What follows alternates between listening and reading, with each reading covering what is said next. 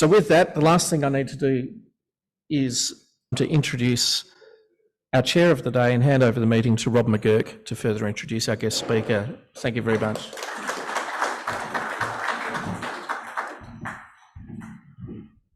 Thanks, President Adrian. It gives me great pleasure today to introduce our speaker, Nerita Waite. Nerita is a Yorta Yorta and Wiradjuri woman with Tangaroon connections. She's the CEO of the Victorian Aboriginal Legal Service and has worked in family and children's law. She helped to expand the service's policy and advocacy work, most notably establishing a holistic and culturally safe legal service for Aboriginal children. Nerita has also overseen the establishment of the Wiradjuri Police and Prison Accountability Practice, which has supported clients in Aboriginal death in custody cases, including most recently Uncle Percy Lovett, the partner of Veronica Nelson during the recent coronial inquest.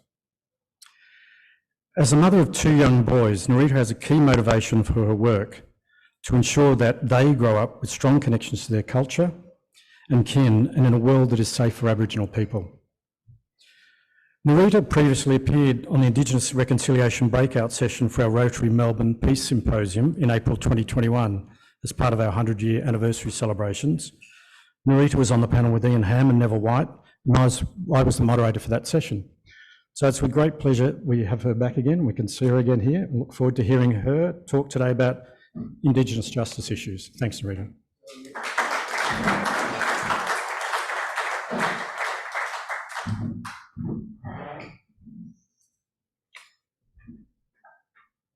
Apologies, didn't want to be stealing somebody's state secrets there. As stated, my name's Nerita Waite. I'm a proud Yorta Yorta Wiradjuri woman with Tangaroon connections, and I'm very grateful for the Rotary Club of Melbourne for inviting me to speak today to share some of my experiences of the systems that continue to harm Aboriginal people. I also might be calling on President Adrian to borrow Bruce's rather rousing calls for fundraising. I could do with that in my organisation each and every day. Not a problem. Some of my speech will touch on truths that many Australians find hard to listen to, let alone accept. But I'll also be discussing the great work that VALS does to help address the legacy of those truths and build a better future for our people and everyone who now lives on these lands. Every day since the arrival of the British Empire over 230 years ago, our people have suffered under structures and systems of colonisation. When the British Empire invaded this land, they declared it terra nullius, which means unoccupied by the humans. This was despite almost 1 million Aboriginal and Torres Strait Islander people living in Australia at that time. Unfortunately, our latest 2021 census results show that there's just under 900,000 Aboriginal people residing in Australia today. So while much of the world's population was booming with industrialisation and globalisation, we were often fighting to survive against a system that wanted to eradicate us. Recent research has identified 400 massacres in Australia. The legal system has been particularly problematic because it didn't provide any justice for us then, and it certainly is a difficult system to navigate now. Once the fighting stopped, then came the era termed by the Australian lawmakers as assimilation. This is an era that my grandmother and my great-grandmother lived through, a policy which most notably enforced the forcible removal of our children in the stolen generations. Our cultures and our traditions were intentionally stripped. Our people were subjected to abuse, all enabled by the legal system. It took almost 180 years before we were properly recognised as citizens. At that time, my mum, born in 1962, was 5. My grandmother, unfortunately, died before she could see that recognition. It took over 200 years for terra nullius to be overturned, with the Mabo decision recognising our people's continuing connection with and rights to land. But heavy-handed government policymaking continues to control our lives today. While we have seen attempts at the reshaping of relationships between Aboriginal and non-Indigenous people in Australia, these attempts will not be successful while we continue to be the most incarcerated people on the world and while Aboriginal children continue removed from their families, their communities and their culture. We're still in a crisis. We are still over-policed, over-incarcerated, and we still continue to die in custody. Addressing these issues is essential to any effort to reconcile Australia's colonial past. VALS was established so that we could rely on our own strengths and create a space for community, culture and empowerment. Our organisation is not for profit and it's one of the oldest community legal services in Australia. It is 50, not me.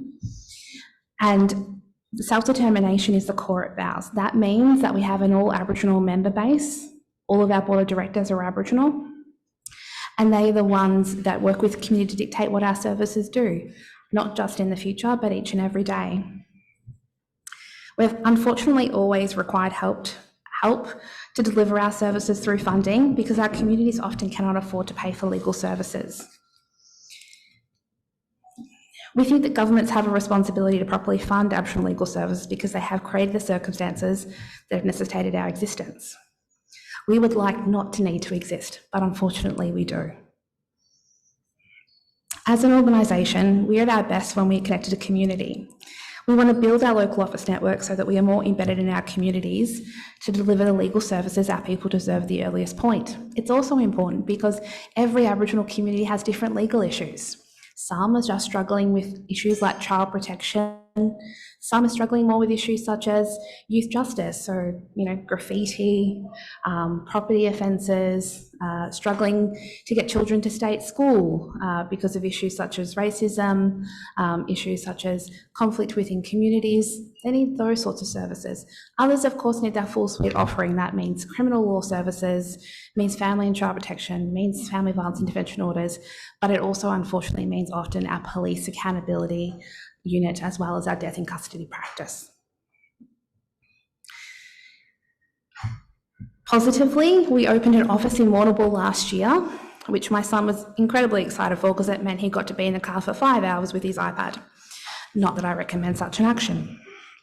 We are soon to open our new office in Bendigo next Friday. Again, I'm thinking he's counting on going to that for his iPad as well. These offices will be a fantastic resource for their communities. There's a lot of talk in political debate about making communities safer and stronger.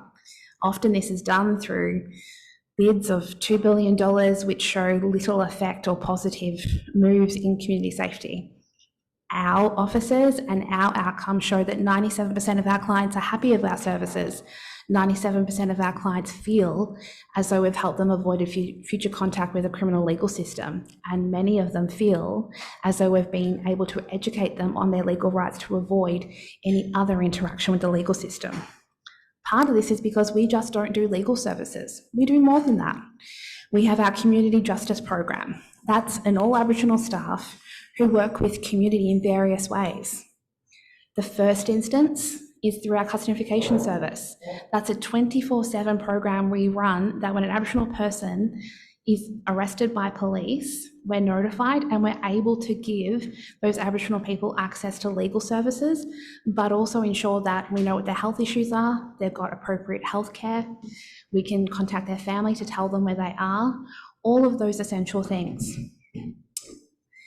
We also can make sure that a client, once they are released from police, have a safe way home via transport. Our CSOs are famous for rocking up at any police station any time of the night to help somebody get home safely.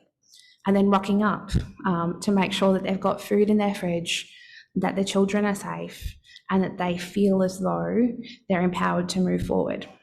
This means that even though we only had 11,836 notifications, we made over 70,000 interactions with clients. That means phone calls and in-person contact to address those 11,000 clients. The Bag Group program is another excellent way that we support community. That provides a supported transition process for women exiting Dame Phyllis Frost and Tarrangale, which are our 2 women's prisons here in Victoria.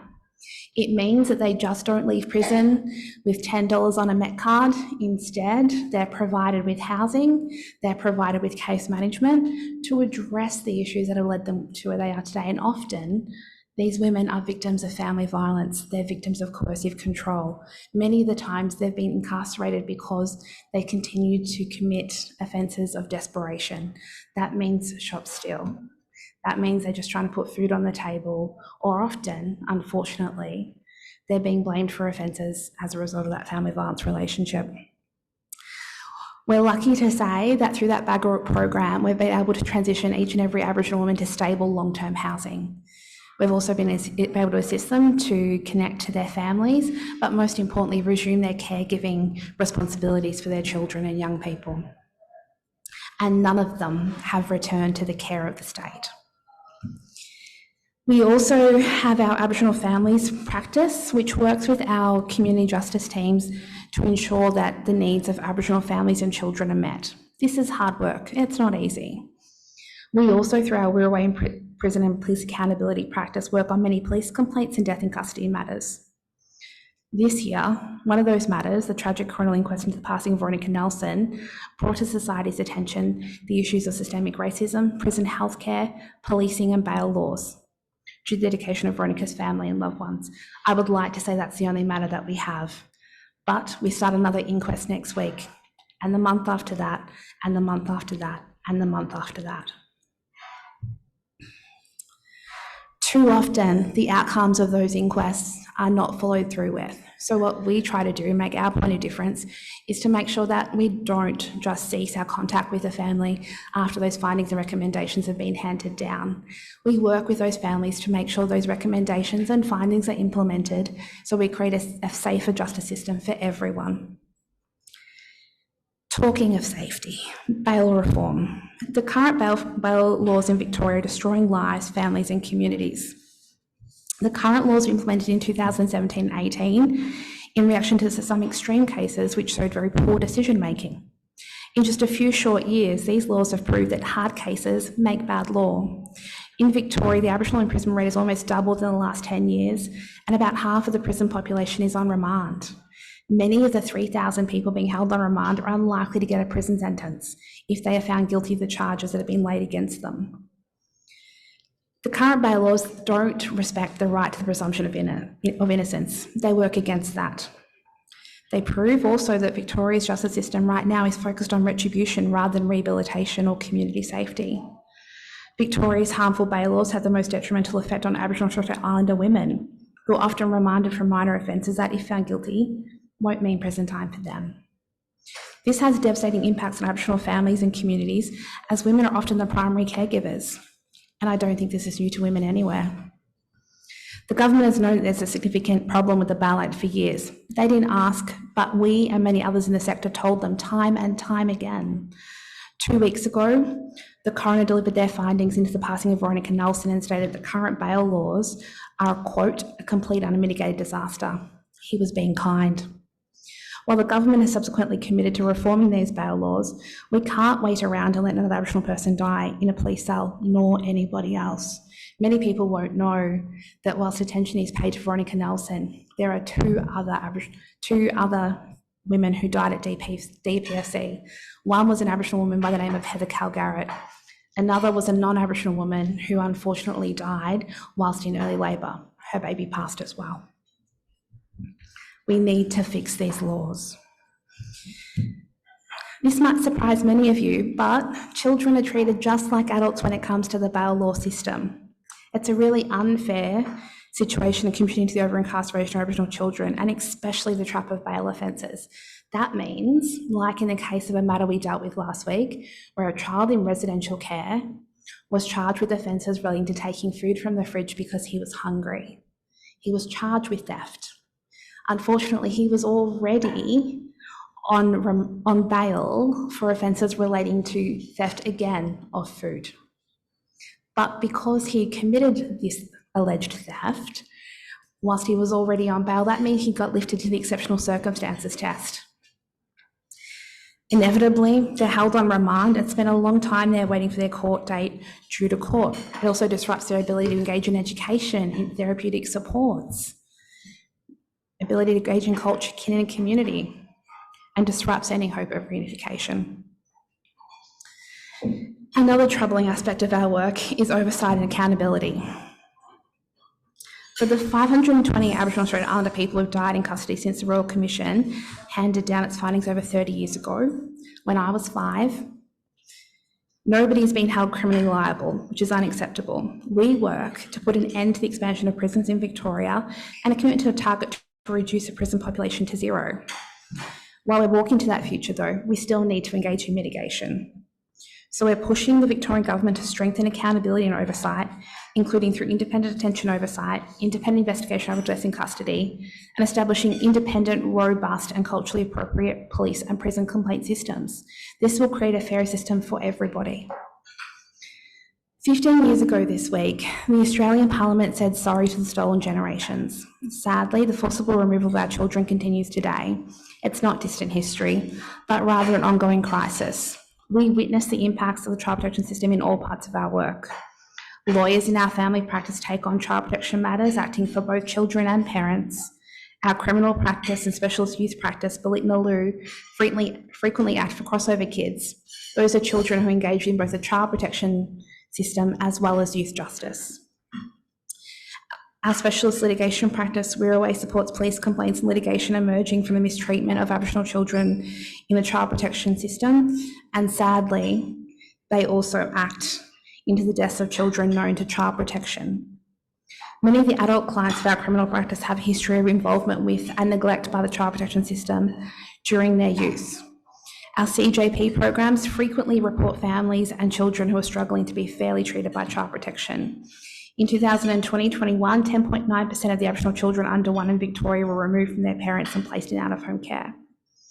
Removals, of course, today don't involve outright deception or total isolation from family and culture, but that does not change the reality that many Aboriginal people know members of community who have experienced removal in their own generation, their parents' generation, and their grandparents' generation. I'm no exception to that. Every injustice perpetrated on Aboriginal people by today's child protection system is experienced as part of an unbroken line, something that doesn't go back just to the stolen generations, but goes right back to the moment of colonisation. From those parts of these work, it's clear that the child protection system, far from rectifying the policies of its history, continues to inflict severe injustices. Whilst we're unable to wave a magic wand, and trust me, we've tried to locate one, we are able to utilise our resources to assist children and young people have a voice as they move through this often unfeeling and unthinking system. In 2017, we established Balit, which means strong voice. It provides a mechanism for Aboriginal children and young people to be represented in their youth justice matters, but also to be provided with a dedicated client support worker to help them self-determine a future where they are safe, where they are strong, where they are on their way to a thriving future. Working at Balit isn't the easiest. Each and every day we're confronted with the complexity of so-called crossover children. This is arguably the most vulnerable group of children in Victoria, and the interaction of these two systems should be carefully tailored to provide individualised support to protect children's development and improve their life chances. Aboriginal children are also disproportionately likely to be crossover children and to be exposed to the harmful effects of the system, which does not do enough to protect young people. In fact, more than half of Aboriginal children in the youth justice system have current or previous child protection orders, compared to around 38% of the overall population in the youth justice system. Contact with the child protection system almost always precedes with contact with youth justice. 98% of crossover children who experience residential care had been known to child protection service before offending, and 74% had only committed their first offence after being placed in residential care. Younger children in the youth justice system were more likely to be crossover children than older children, and this is particularly the case for Aboriginal children. The easiest way to explain the interaction between child protection and justice is by case example. So let's take H. H is a VALS client who was known to child protection from his infancy. He was removed from his parents twice in the first 18 months of his life, and in 2019 he was sentenced to a significant term of imprisonment.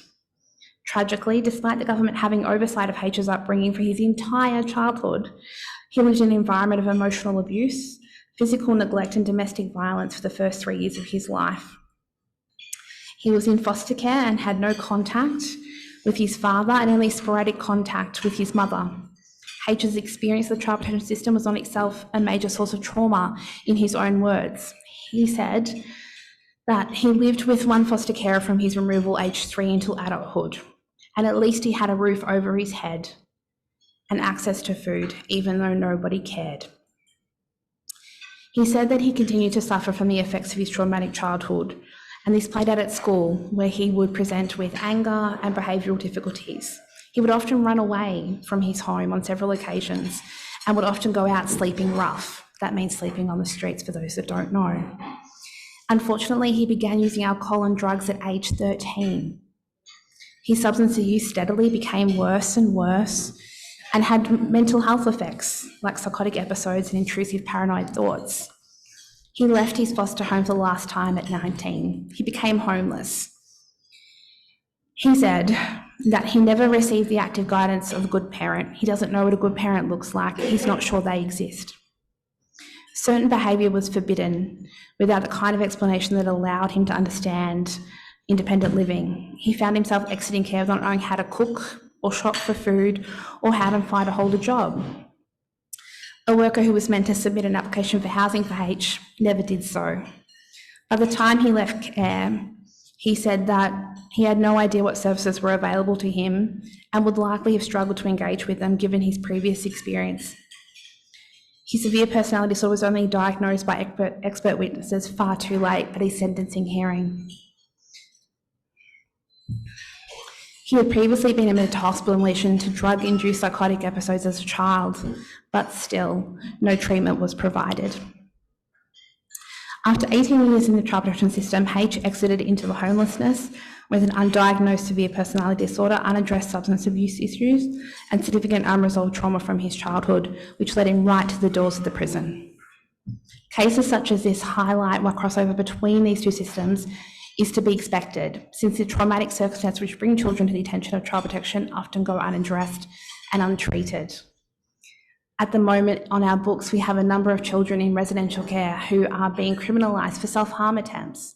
That means that they're being charged with property damage as a result of those harm attempts. They're not provided with counselling or mental health supports. They're not provided with intensive case management. They're not provided with greater access to culture or kin. They're not even supported to go to school.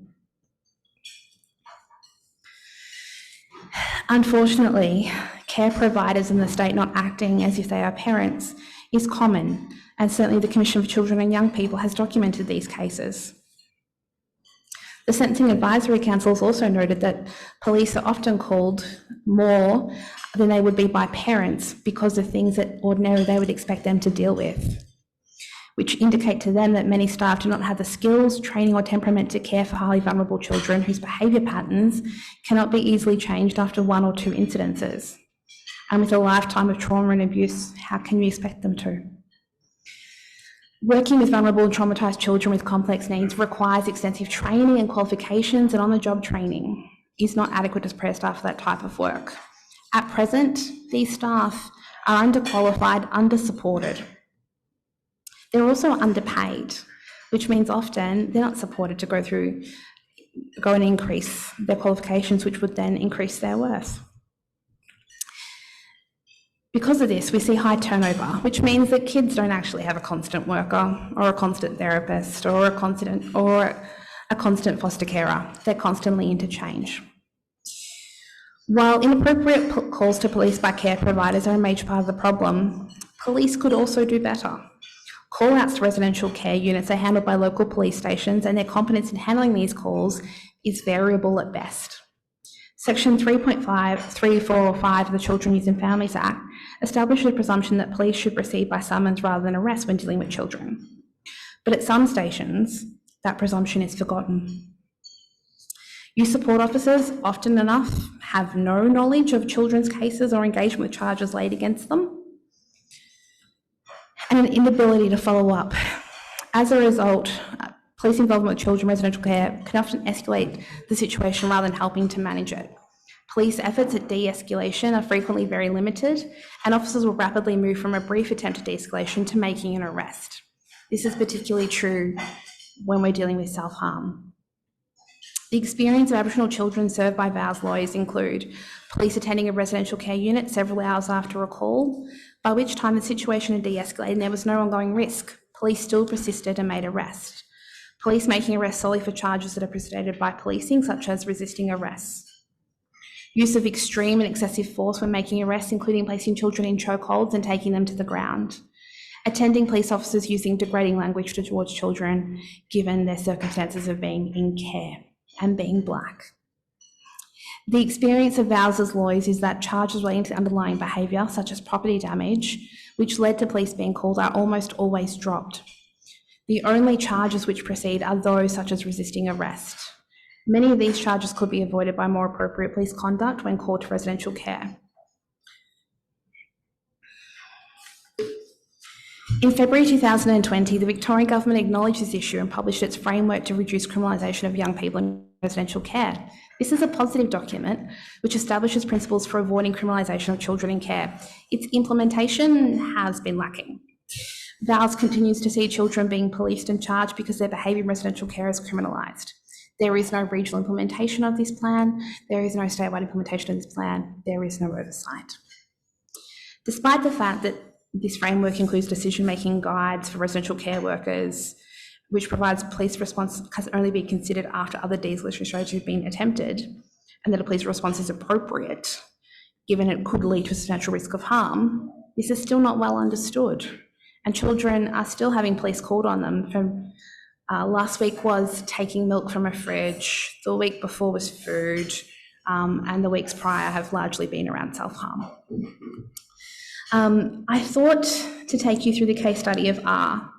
R's an Aboriginal child who's living in residential care. He was born with a substance dependence and has been diagnosed with a number of neurodevelopmental disorders and mental health issues. He's experienced a significant increase in poor mental health as a teenager, culminating in numerous attempts at self-harm and suicidal ideation, including while in secure care, and has been sectioned under the Mental Health Act on many, many occasions. R's traumatic experiences have led to a behaviour that's brought them into contact with the police. He currently has a number of pending criminal matters, almost all relating to alleged offending in their residential care unit. The routine police response has been proceed with arrest, charge and bail without a thorough investigation of whether the complainant wishes to proceed or of whether proceeding with a criminal charge is justified, particularly in light of the framework. Police have threatened to make applications to remand R despite the innumerable emotional harm which could be caused by this to a highly vulnerable Aboriginal person who makes repeated attempts to commit harm whilst in department care. Members of our cares team have made comments calling police to remove R from the residential care unit because it serves as a circuit breaker and gives R's carers a break from his self-harm attempts. This is not only contrary to the framework on R's health and wellbeing, but indicates a culture of criminalisation within the child protection system. Balit Nalu has provided VALS with the ability to enable children and young people to have a strong voice in their affairs, to be supported to address injustices and to ensure the state is reminded of its obligation to act as a parent. Self-determination is the only way Aboriginal people will get justice. We're the oldest continuous culture on earth. For the last 230 years, we've had a difficult time. The system right now doesn't work for us, doesn't work for the land, doesn't work for our communities. All we're trying to do is ensure that we can act in a way that self-determines a better future for us. We don't just want to sit at the table and opportunity to consult. We want an ability to self-govern our communities. In conclusion, there's a lot of great work happening at VALS. Sure, it's not fluffy, sure, it's not soft, but it's still important work. And we face these difficult issues head on, and we will continue to do day in, day out. We hope that you want to play a small role by supporting our work. You can go to our website at vals.org.au, look through our public statements. You can sign our petitions for bail reform. You can volunteer your time. And volunteers are an incredible use for us. They've helped us waive more than $1 million worth of fines in one financial year for Aboriginal Victorians suffering domestic violence. You can also make donations, and you can also just amplify your voice through your social media channels, because everybody these days has Facebook. We've spoken a lot about systemic issues that people face today, but I want to remind you that we're strong. My mum was strong. Her mother died when she was 26, but she was still able to self-determine her own future despite the barriers that she received because she was Aboriginal. She told she wasn't going to succeed in education. She did. She was told she would make a positive contribution. She changed the way that palliative care works for Aboriginal people in this state today. She raised a child all by herself after my dad passed early, and I've been able to go on and make those positive contributions. I'm not an exception. There are many more of me, many more of my mother in this community. There are just some in our community that need the most highest help, and we cannot ignore them, not today and not tomorrow. Thank you.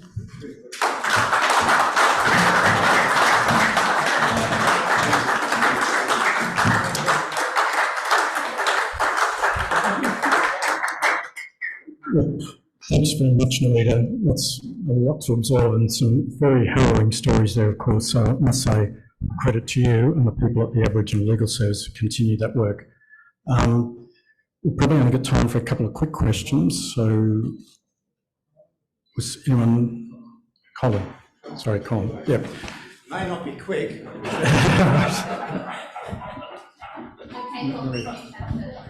Hi there, thank you very much for using the time available so well and a little bit more as well.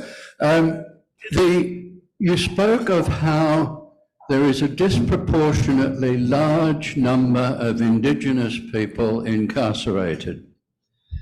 And that raises the question of whether there's a disproportionately large number of Indigenous people committing offences. And you seem to be suggesting that they commit offences because of the circumstances of their lives, or that we are unjustly arresting people who we would let go if they weren't Indigenous. My question is, what is the way forward? Should we be more tolerant of behaviour which is a problem, or should we be finding the causes of these crimes and dealing with the people there? I spent a lot of time in Western Australia, and they encouraged us on Australia Day to go out and drink wine and watch the fireworks. In Broome, that would be called street drinking, and people would be in strife. So for me, the issue is, how do we respond appropriately to these dreadful facts? Wonderful question. And when you look at the breakup of crime by Aboriginal offenders, what you will see is that the vast majority of alleged offences relate to summary crime. Because we run the CNS, we're able to see why Aboriginal people are arrested. 80% of our matters month to month relate to possession of drugs for personal use. We also see a large amount related to theft, shop steal, and of course driving offences. So driving without a licence, or most commonly driving an unregistered vehicle because they cannot afford to pay registration. Our higher offences, like indictable offences, are exceedingly rare. They are not common. As to why people steal to put food in their mouths, or often enough it's because they don't have enough income support. We don't have enough housing. Social housing lists are like 40 years in this state. You're dead before you get a house at that rate. When you look at employment and education pathways, we know the situation in Shepparton last year highlighted how pervasive racism is in the schools, and how schools are not well supported to deal with that. So what we need to be making sure is that we're putting all of those supports in social services. That means housing, education and health. That means putting resources into the hands of our teachers so they understand the perspective of First Nations children and the issues that they're confronting and how best they can be supported. It means that also we look at summary crime in a different light. We look at possession of drug use and say, is that something worth criminalising? Or, like public intoxication, is it something that is worthy of a health response? Something that is worthy of allowing people to be supported to address those long-standing issues. Is that?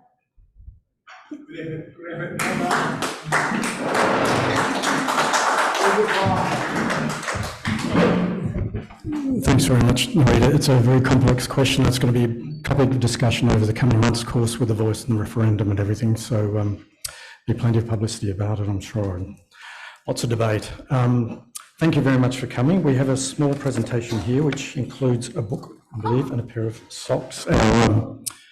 100th anniversary socks, are they, or the convention socks? The convention socks from Phil Endersby, a past president, 200% Australian they are. So thank you very much for coming today, and really appreciate your talk, and keep up the great work. We realise how difficult it is. I worked at Fitzroy Legal Service for 20 years, bad enough trying to deal with those issues in our culture, let alone having the cultural overlay and the other issues. So brilliant job, keep up the good work. Thank you.